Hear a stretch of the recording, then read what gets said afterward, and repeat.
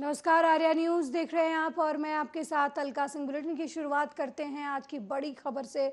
बड़ी खबर है उड़ीसा बालासोर जिले में, जहां शुक्रवार शाम भयानक ट्रेन हादसा हुआ। हावड़ा जा रही कोरोमंडल एक्सप्रेस के कई डिब्बे पटरी से उतर गए और दूसरी ट्रेन से जा टकरा गए।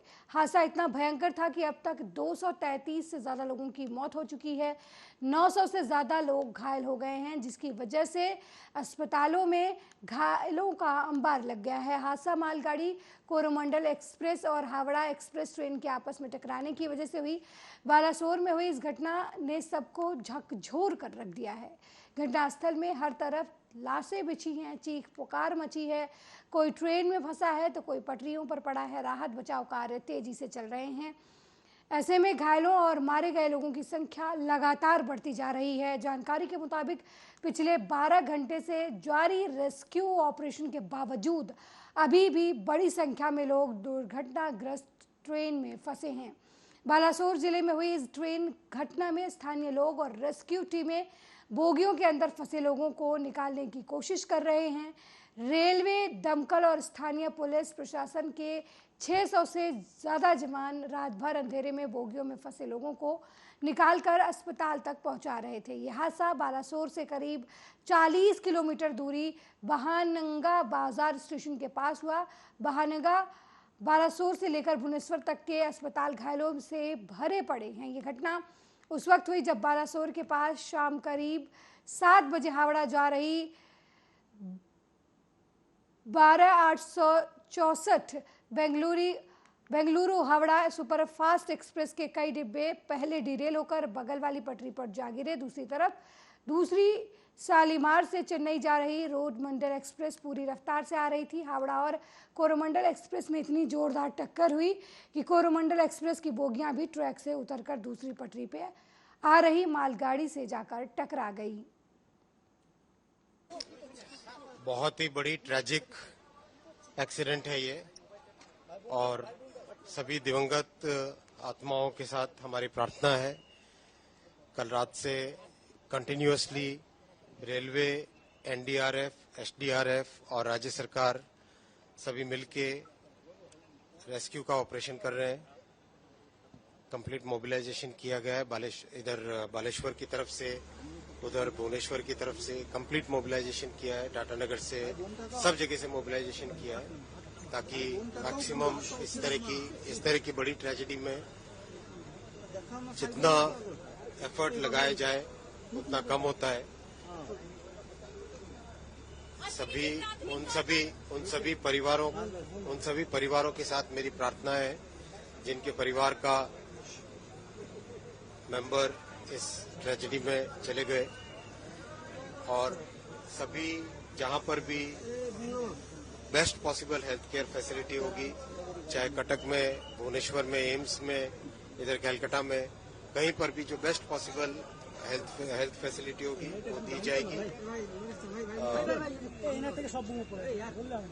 कंपेंसेशन का अमाउंट कल रात में रेलवे की तरफ से डिक्लेयर हो गया था। एक हाई लेवल कमेटी भी ऑलरेडी डिक्लेयर हो गई है, जो कि इस पूरे एक्सीडेंट में इंक्वायरी करेगी।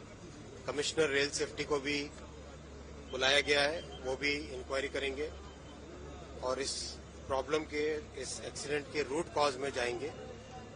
किस कारण से ये प्रॉब्लम हुई वो पूरा का पूरा टेक्निकल से और किस भी कारण से हुई हो वो समझा जाएगा। क्या कोई इंडिकेशन अभी सारा का सारा फोकस रेस्क्यू पे है और कंप्लीट फोकस है। जिस तरह से जिनके भी गहरी चोटें आई हैं उनको ठीक जगह पे पहुंचा के उनका इलाज कराया जाए और परिजनों के पास ठीक खबर पहुंचे, सारा फोकस उस चीज पे। Situation of the train accident is like this. So far, around 900 passengers have been injured and are being treated in various hospitals in Baleswar, Mayurbhanj, Bhadrak, Jashpur and Cuttack districts, including in the two medical colleges of Cuttack and Baleswar. And so far we have got reports of 233 deaths 233 dead bodies have been recovered, and the search and rescue operation is still going on. One buggy which has been very severely damaged and has been rammed into by another buggy. That only buggy is left. NDRF, Odisha Disaster Response Force, and Fire Service personnel are still working with their machineries to cut the buggy and try to recover the living or the deads. This operation is getting little difficult in the sense it has been so badly damaged that possibly railway crane might also be required. The railway board chairman is there in the site. NDRF commandant as well as the district magistrate, all of them are trying to see how quickly they can complete this task. Regarding treatment in government as well as private hospitals are extended to all the injured people. In the meanwhile, autopsies have started in different places, and those bodies which are identified and their kith and kin are there, they are producing their identity. And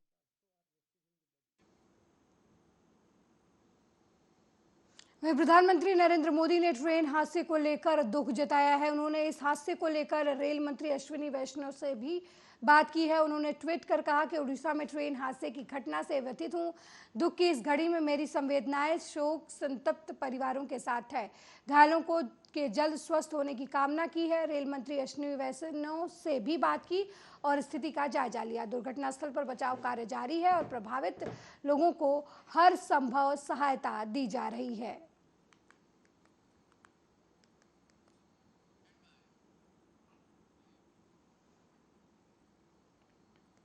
वहीं पहलवानों के यौन उत्पीड़न मामले में किसान नेता राकेश टिकैत का बयान सामने आया है।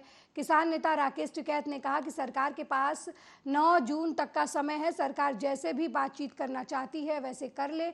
बच्चे बेहद दुखी हैं, उनको धमकियां मिल रही हैं। हमारी पहली प्राथमिकता है कि सरकार उन पर दर्ज मामले को वापस ले और बृजभूषण शरण सिंह की गिरफ्तारी करे, अन्यथा हम आंदोलन करेंगे। वो बातचीत से ऐसे मामले को समाधान करें, उनकी गिरफ्तारी हो, और नहीं तो 9 तारीख में इन बच्चों को वहां पे जंतर मंतर पे बैठाने लेकर जाएंगे। ठीक है जी, ये फैसला हो यार, हम पूरे देश भर में पंचायतें करेंगे। राष्ट्रपति से मिलेंगे, होम मिनिस्टर से या उससे होगा, ये उस सरकार से मिलेंगे। कहीं ना कहीं खाप में भी सहमति दिख नहीं रही है। सारी सहमति है भाई, सारी सहमति है, खाप में कोई दिक्कत नहीं है। कुछ लोग होते हैं इस तरह के जो वो है, कुछ लोग होते हैं इस तरह। ठीक है जी, आज सुबह भी है कि 9 तारीख तक सरकार के पास में बिठाए हुए, आज 2 तारीख है। सरकार जैसे बातचीत करना चाहती है वो बातचीत का रास्ता तैयार कर ले। हमने बच्चों से भी बात करी है, बच्चे बहुत हताश हैं, बच्चे बहुत हताश हैं। वे गिरफ्तारी से कम पे और ये समाज पूरा देश गिरफ्तारी से कम पे कोई समझौता हमारा नहीं है। अगर कोई भी उनकी गिरफ्तारी नहीं होती, बच्चों के साथ में या किसी के भी साथ में कोई हादसा होता है, कोई भी होते हैं, और जिम्मेदारी उसकी है।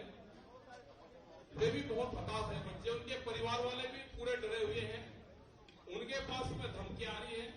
एक तो जो कोर्ट का आदेश था कि उनकी सिक्योरिटी वो बढ़ाई जाए, और नहीं तो 9 तारीख में यह हो जाए कि उन्हें बालकों को ले जाकर फिर हम वही धरने पर उनको छोड़ खाएंगे। ये हुआ है, और पूरे देश भर में जैसे जब किसान आंदोलन चला उस टाइम पे भी सरकार जब दबी थी, जब पूरे देश भर में पंचायतें हुई थी। हम पूरे देश भर में पंचायतें करेंगे जैसे उस टाइम पे करी। सारा देश आज तैयार है उसकी गिरफ्तारी पहले है। सरकार ने भी कोई वो नहीं करा, उन्होंने कहा कि जो कल का फैसला है उसी पे ही हम भी सब लोग सहमत है। सब लोगों की सहमति से ये हुआ कि आंदोलन के आगे की तैयारी हमको करनी है, क्योंकि 11 तारीख की भी बड़ी पंचायत शामली में है, फिर 15, 16, 17 और 18 4 दिन हरिद्वार में बड़ी पंचायत रहेगी, और उसके बाद में भी अगर नहीं कुछ होता तो पूरे देश भर में पंचायतें चलती रहेगी और ज्ञापन देते रहेंगे जो और इनके नेता हैं जब तक वो।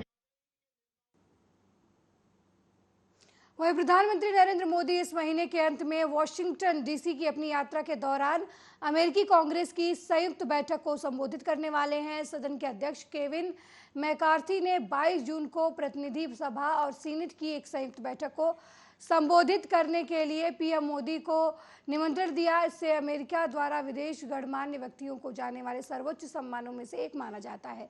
मिली जानकारी के मुताबिक पीएम मोदी के संबोधन का विषय भारत और भविष्य और दोनों देशों के सामने आने वाली वैश्विक चुनौतियों के इर्द गिर्द होगा।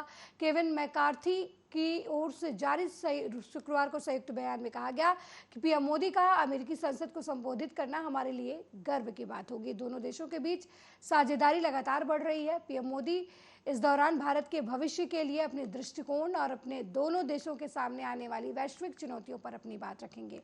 अगली खबर की तरफ बढ़ते हैं, जो ओडिशा के बालासोर से जुड़ी घटना से है। आपको बता दें कि ओडिशा के बालासोर में शुक्रवार शाम हुए भीषण ट्रेन हादसे में 200 से अधिक लोगों की जान चली गई है। आपको बता दें कि इस हादसे में 900 से ज़्यादा लोग घायल हुए हैं। वहीं इनमें कईयों की हालत जो है वो गंभीर बताई जा रही है। हादसे के बाद देश भर के बड़े नेताओं ने भी संवेदनाएं प्रकट की हैं। प्रधानमंत्री नरेंद्र मोदी से लेकर राष्ट्रपति द्रौपदी मुर्मू और अलग अलग राज्यों के सीएम ने रेल दुर्घटना पर गहरा दुख व्यक्त किया है। वहीं राजस्थान के सीएम अशोक गहलोत और कांग्रेस के नेता और पूर्व डिप्टी सीएम सचिन पायलट ने ट्वीट कर शोकाकुल परिवार के प्रति संवेदना व्यक्त की है। सीएम गहलोत ने देर रात ट्वीट किया कि ओडिशा के बालासोर में कोरोमंडल एक्सप्रेस की दुर्घटना का अत्यंत दुखद समाचार मिला। इस हादसे में दिवंगत हुए लोगों के परिजनों के साथ हमारी गहरी संवेदनाएं हैं।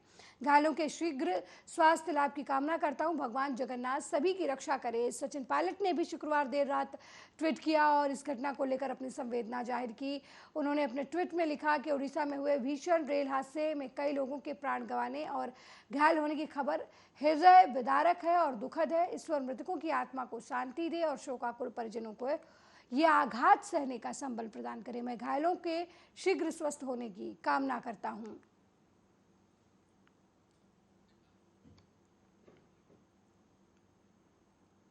वहीं समाजवादी पार्टी के महासचिव शिवपाल सिंह यादव गुरुवार को उत्तर प्रदेश के वाराणसी पहुंचे। एक निजी कार्यक्रम में शामिल होने के लिए आए शिवपाल का सर्किट हाउस में सपा कार्यकर्ताओं ने जोरदार स्वागत किया। इस मौके पर शिवपाल यादव ने बीजेपी की सरकार पर हमला बोला। उन्होंने बीजेपी सरकार के 9 साल के कार्यकाल के पूरे होने को लेकर कहा कि देश की जनता के लिए कोई काम नहीं किया गया। इस समय देश की जनता महंगाई और भ्रष्टाचार से परेशान है। अच्छा, उनके बारे में आप सब लोग जानते हैं, पूरा प्रदेश जानता है। कोई उनकी सुन तो रहा नहीं, कोई काम तो करा नहीं पा रहे। पूरी स्वास्थ्य सेवा वेंटिलेटर पर है, कोई सुनवाई नहीं। अच्छा, अपने विभाग में तो कुछ कर नहीं पा रहे, ट्रांसफर तो कर नहीं पा रहे। किसी का ट्रांसफर आज तक करा सकते हैं। स्वास्थ्य सेवाएं पूरी तरह से ठप हैं। काशी को इस बार कोई काम तो है नहीं। अच्छा, आपको ऐसा लगता है कि प्रधानमंत्री नरेंद्र मोदी का ग्राफ बढ़ा, जिस तरीके से दूसरे राष्ट्र के जो प्रधानमंत्री ने उनका चरण स्पर्श किया, उसको लेकर भारतीय जनता पार्टी बराबर कह रही है कि प्रधानमंत्री नरेंद्र मोदी का ग्राफ इंटरनेशनल लेवल पर बढ़ा। भारतीय जनता पार्टी का ग्राफ गिरा है, पूरे देश में गिरा है और उत्तर प्रदेश में समाजवादी पार्टी यहाँ पर भारतीय जनता पार्टी को हराया। सर, इस बार बीजेपी काशी को रोल मॉडल के रूप में पेश कर रही है। काशी में जिस तरीके से विकास हुआ है उनका कहना है। देखिए, जो भी काम हो रहा है उत्तर प्रदेश में चाहे देश में, केवल पूंजीपतियों के लिए, कुछ लोगों के लिए काम हो रहा है। केवल पूंजीपतियों के लिए, किसी किसान, गरीब और नौजवान के लिए कहीं काम नहीं है। 2000 के नोट जो है एक बार फिर से चलन में जो नहीं रहेंगे, क्या कहना चाहेंगे? यही काम तो करेंगे, कभी नोट बंद करेंगे, कभी बदलेंगे, और जनता को परेशान करने के लिए केवल परेशान करने ये काम करेंगे। देखिए, भारतीय जनता पार्टी ने कोई काम तो किया नहीं देश की जनता के लिए, और इस समय पे देश की जनता परेशान है, महंगाई से, भ्रष्टाचार से परेशान है। सर, वाराणसी में जो है किसानों के ऊपर जिस तरह से लाठीचार्ज हुआ, तो इस पे आप क्या बोलेंगे सर? देखिए, किसान विरोधी सरकार है, किसानों को बिल्कुल सुनवाई नहीं है, और जितने भी भारतीय जनता पार्टी ने वादे किए हैं उन वादों पर खरी नहीं उतरी है, और वादे पूरे भी नहीं किए हैं। केवल ये लोग झूठ बोलते हैं भारतीय जनता पार्टी के लिए, और केवल जनता को परेशान करने के लिए जो भी ये कानून बनाते हैं, जो भी निर्णय लेते हैं, केवल जनता को परेशानी पैदा होती है। लोकसभा चुनाव के लिए विपक्ष एकजुट हो रहा है, इसमें उत्तर प्रदेश में समाजवादी पार्टी का क्या स्टैंड रहेगा? समाजवादी पार्टी अपने संगठन को मजबूत करके और 2024 का चुनाव लड़ेगी, और भारतीय जनता पार्टी को क्या इस गठबंधन में समाजवादी पार्टी शामिल होगी? बिल्कुल, समाजवादी पार्टी चाहते हैं सब लोग इकट्ठे होकर के भारतीय जनता पार्टी को हटाएं। लोकसभा चुनाव में कांग्रेस के साथ क्या सपा मिलकर चुनाव लड़ सकती है? अब वो हमारा राष्ट्रीय नेतृत्व तो उस पर फैसला लेगा। देखिए,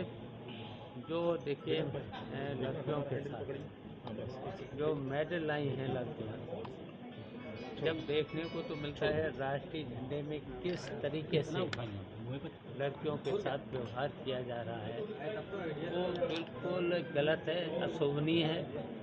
और कहाँ देखिए महिला सशक्तिकरण की बात चल रही है, और लड़कियों के जो मेडल लाई हैं लड़कियां, उनकी बात सुनी नहीं जा रही। देखिए, भारतीय जनता पार्टी आपके बाद सब लोग मिलकर के, पूरा विपक्ष मिलकर के हराने का काम करेंगे। उत्तर प्रदेश में समाजवादी पार्टी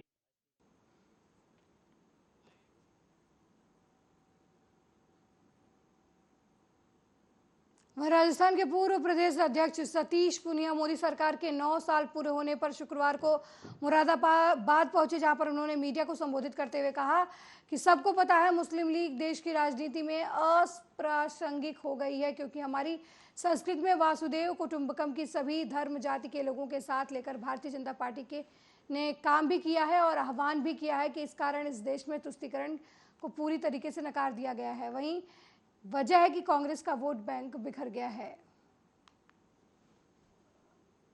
को पता है कि मुस्लिम लीग इस समय देश की राजनीति में अप्रासंगिक हो गई, क्योंकि हमारी परंपरा वसुधैव कुटुंबकम की और सर्वधर्म संभाव की, सर्वपंथ संभाव की है।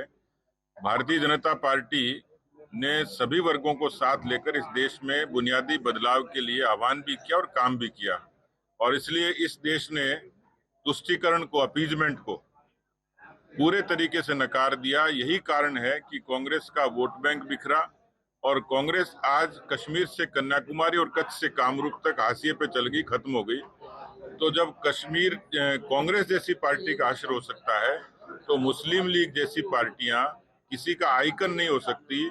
मुझे लगता है कि राहुल गांधी जी की राजनीतिक जो क्षमता है सोचने की, उसका अभाव है कि यदि वो मुस्लिम लीग की तारीफ करते हैं और उसमें कोई भविष्य देखते हैं,